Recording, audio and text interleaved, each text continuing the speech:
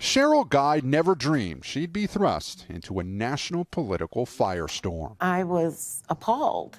I was betrayed, and I was used. She's the Antrim County clerk here in northwest Michigan. Population around 25,000. Fall here is typically tranquil. The 2020 election was not. In one Michigan county alone, 6,000 votes were switched from Trump to Biden. Weeks after the election, former President Donald Trump seized on what Guy acknowledges was human error that temporarily miscounted thousands of ballots here. She and her staff discovered the mistake on their own the morning after Election Day. I just went, well, how could that be? They fixed the problem within days, but the damage was done. Guy, a Republican who'd voted for Trump twice, was accused of rigging the election. She says she and her staff got death threats. That solidified her decision to step down as county clerk after the 2024 election. But then, a businesswoman named Victoria Bishop won a crowded primary for the position. What concerns you about her victory? She's an election denier. So, Guy changed her mind and is now mounting a write-in campaign. I grew up here.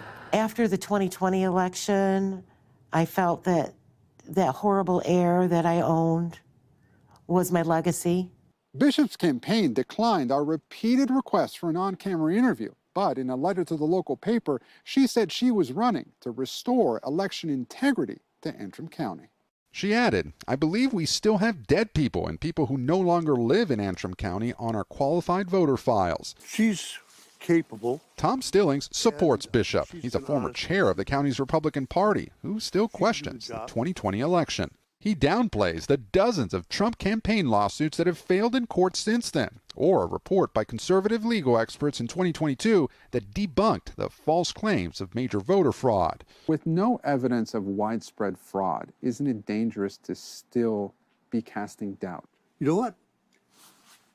It's my right as a citizen to be skeptical. For Sheryl Guy, that skepticism cuts to the core of our democracy. Facts don't matter to these people. As you mount this campaign, in 2020, you messed up. Big time. Why should voters trust you again? Well, we've learned. The fact is that we've put even more safeguards in place. If you could speak to former President Trump, what would you tell him? Maybe you need to take a good look at the accusations you make, how it affects people, and stay out of my county. And so, in this tiny Michigan county, the battle over election integrity is now itself on the ballot. Gabe Gutierrez, NBC News, Bel Air, Michigan. Thanks for watching. Stay updated about breaking news and top stories on the NBC News app or follow us on social media.